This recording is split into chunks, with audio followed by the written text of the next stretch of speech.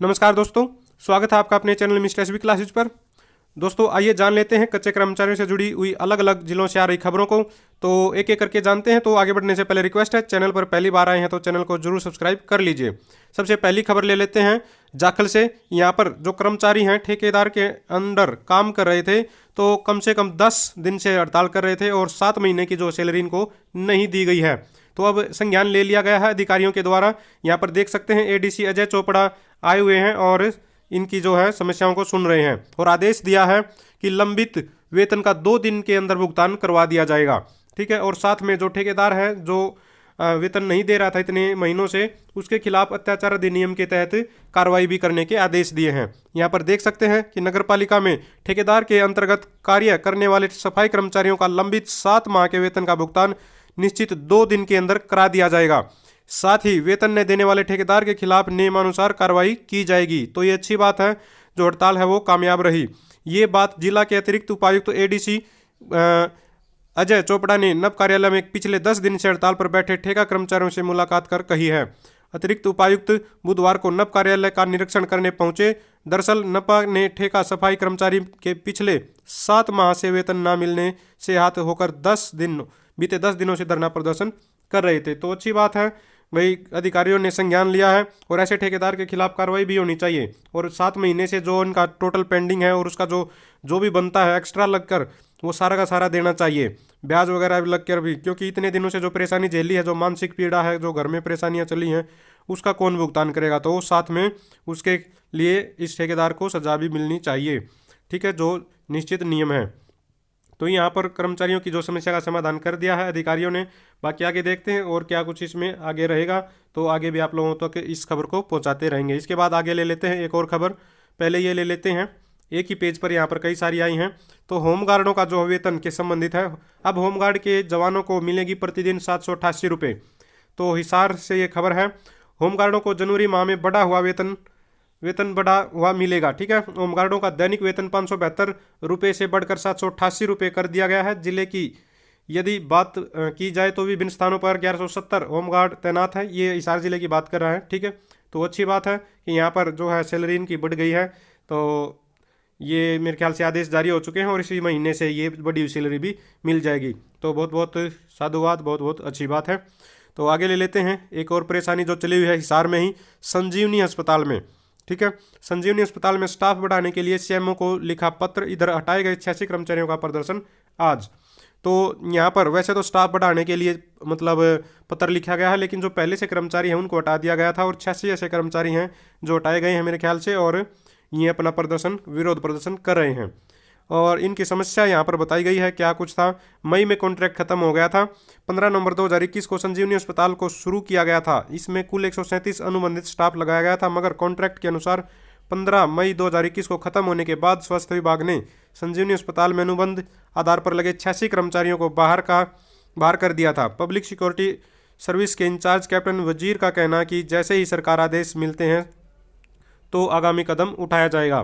तो हम भी अपनी तरफ से यही कहना चाहेंगे कि जो कर्मचारी पहले से काम कर रहे हैं, अनुभव भी है, तो उन्हीं को वापस लिया जाए तो ज़्यादा अच्छा रहेगा। अगर उन्हीं की पोस्ट की ज़रूरत है, तो उसी पोस्ट के कर्मचारियों की ज़रूरत है तो उन्हीं को लिया जाए। वहाँ पर सारे के सारे जानकार भी हैं और काम के अनुभव भी हैं।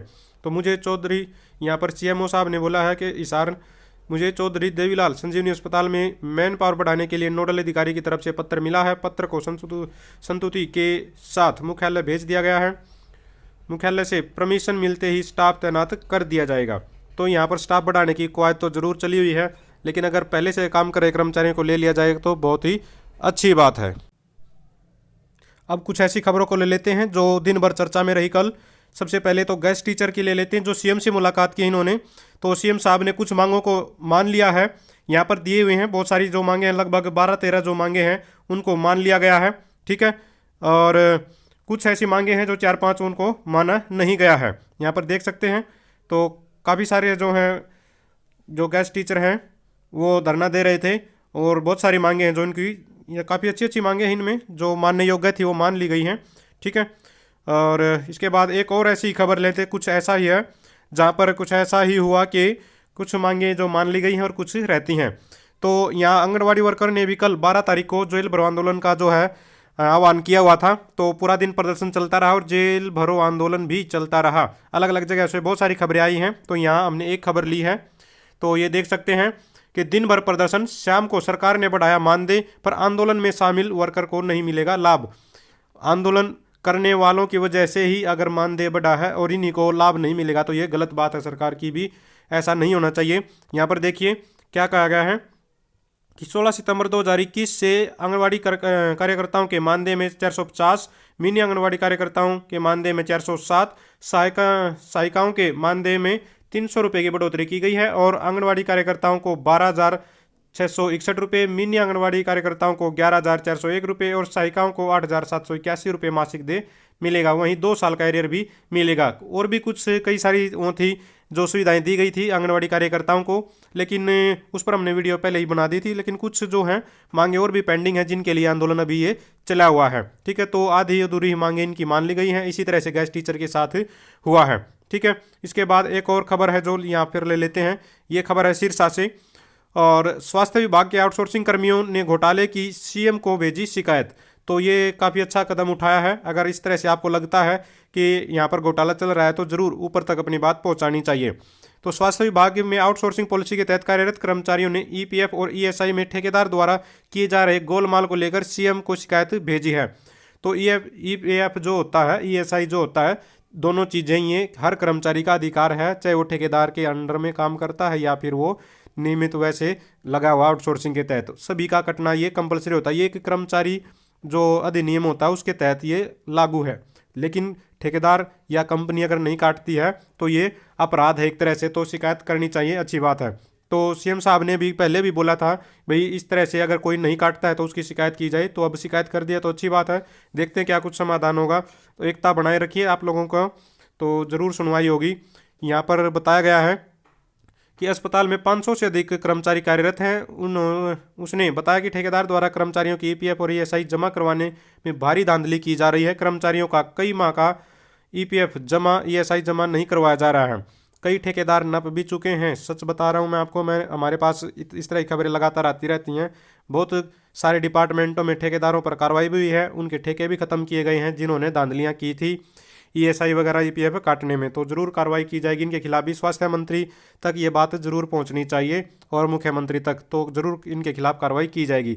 इस बारे में कर्मचारियों ने स्वास्थ्य मंत्री हरियाणा को अगस्त 2021 में शिकायत भी भेजी थी, जिसके बाद मंत्री ने आदेश दिया था कि कर्मचारियों का ईपीएफ ईएसआई का रिकॉर्ड नहीं दिखाने के वाले ठेकेदारों के खिलाफ कार्रवाई की जाए। लेकिन क्या होता है, बहुत सारे जो अधिकारी होते हैं वो कार्रवाई करने से बचते हैं। ठीक है, तो मिली भगत चलती रहती है, क्योंकि कर्मचारी भी एक बार शिकायत करके पीछे हट जाते हैं और ठंडे मस्ते में बात चली जाती है। तो अपनी आवाज़ को लगातार उठाता रहना चाहिए जब तक कि समाधान न हो। ठीक है, तो आगे ले लेते हैं। एक और खबर आई हुई है, ये खबर है गोहाना से। हटाए गए कर्मचारियों ने विधायक जगबीर सिंह मलिक को सौंपा ज्ञापन। तो गांव खानपुर कला में जो मेडिकल कॉलेज है वहां पर कच्चे कर्मचारी जो लगे हुए ठेकेदार के तहत, तो उनको हटा दिया गया है और बगैर किसी नोटिस के हटाया गया है। तो यहाँ पर जो खबर है इसके अनुसार बुधवार को सभी कर्मचारी एकत्रित होकर पुराने बस स्टैंड स्थित गोहाना हल्के के विधायक जगबीर सिंह मलिक के पास पहुंचे और कर्मचारियों ने अपनी मांगों को लेकर उन्हें लिखित में ज्ञापन सौंपा है। यहाँ पर जो कर्मचारियों ने आरोप भी लगाया है कि उनकी जगह पर 1 से 1.5 लाख रुपए लेकर दूसरों को लगाया जा रहा है। तो ये तो देखिए लगभग हर डिपार्टमेंट में ऐसा मतलब कर्मचारी आरोप लगाते हैं। और आरोप क्या है, ये सच बात भी है कि पुराने कर्मचारियों को हटा दिया जाता है किसी न किसी वजह से, उनको कुछ ना कुछ ऐसे बोलकर कमियां निकाल कर, और नए कर्मचारियों को नए पैसे लगाकर भर्ती करने की मतलब प्रक्रिया चलती ही रहती है लगातार जब तक कि उनके पास ठेका रहता है। तो ये शोषण तो लगातार होता रहता है और इसी शोषण को ख़त्म करने के लिए जो कौशल रोजगार निगम है उसको बनाया गया है, ताकि सैलरी की जो प्रॉब्लम है, ईपीएफ कटने की जो प्रॉब्लम है, ईएसआई की सुविधा, जो मेडिकल सुविधा मिलने की प्रॉब्लम, उनको दूर किया जा सके। ठीक है, तो ये खबर पहुँचाई है। और जगबीर मलिक जी हैं, ये कांग्रेस के विधायक हैं मेरे ख्याल से गोहाना से। तो साथियों अगर आगे भी अगर आप और ज़्यादा आगे अपनी बात बढ़ाओ तो और ज़्यादा अच्छा रहेगा। ठीक है, अपने स्वास्थ्य मंत्री, क्योंकि ये स्वास्थ्य मंत्री के तहत आते हैं मेडिकल। ठीक है, तो इसके बाद ले लेते हैं आगे ये खबर। हाँ, ये गेस्ट टीचर से संबंधित है। यहाँ पर एक और दूसरे न्यूज़पेपर से हमने ले ली थी, तो यहाँ पर भी कुछ मांगे जो है मान ली गई हैं और कुछ इनकी रहती हैं। इसके बाद आगे बढ़ते हैं। कैथल से ये खबर है, 10 दिन में मांगे न मानी तो करेंगे आंदोलन। तो कैथल से आरोही स्कूल में ठेका कर्मचारी यूनियन हरियाणा ने अपनी मांगों को लेकर उपायुक्त के माध्यम से शिक्षा मंत्री को ज्ञापन प्रेषित किया है। यूनियन के प्रधान विनोद कुमार और महासचिव कुलदीप सिंह ने बताया कि यूनियन के तमाम कर्मचारी अपनी मांगे पहले भी कई बार सरकार के सामने रख चुके हैं, लेकिन अभी तक इनका कोई समाधान नहीं हुआ है। उन्होंने उनकी जो मांगों व समस्याओं को देखते हुए हस्तक्षेप करने की मांग की है। देखिए, वैसे तो ये जो स्कूल हाई लेवल के बनाने की बात कही गई है, लेकिन स्कूल कच्चे कर्मचारी के लिए हर डिपार्टमेंट बराबर ही काम कर रहे हैं, चाहे वो हाई लेवल के स्कूल हों या फिर कोई भी डिपार्टमेंट हो, सब के लिए बराबर है। कच्चे कर्मचारी हर जगह परेशान है। सरकार दावा करती है कि आरओ स्कूल इतने अच्छे हैं, ये है वो है, लेकिन कर्मचारियों के साथ वही व्यवहार हो रहा है यहाँ पर। और इन्होंने अपनी मांग भी दोहराई है कि हमें कौशल रोजगार निगम के तहत लिया जाए। देखिए, यहाँ पर पैरोल पर रखा जाए और हरियाणा कौशल रोजगार निगम के अधीन बिना किसी शर्त के सभी पुराने काम कर रहे कर्मचारियों को लिया जाए तथा ठेकेदारी प्रथा बंद की जाए। 31 दिसंबर तक रुपए के हुए वेतन का बिना किसी देरी के भुगतान करवाया जाए। और आरोही हॉस्टलों के कर्मचारियों को लगभग 11 महीने से वेतन नहीं दिया गया है। तो आप लोग सोच सकते हैं कि कोई भी डिपार्टमेंट है, ठेका कर्मचारी हर जगह परेशान हैं। इसके बाद ये खबर हमने ले ली थी। तो ये सारी की सारी आज की खबरें थी। उम्मीद है आप लोगों को हमारे द्वारा दी गई जानकारी पसंद आ रही है। तो पसंद आ रही है तो चैनल को जरूर सब्सक्राइब करें, वीडियो को लाइक करें, दोस्तों के साथ शेयर करें। Thank you very much.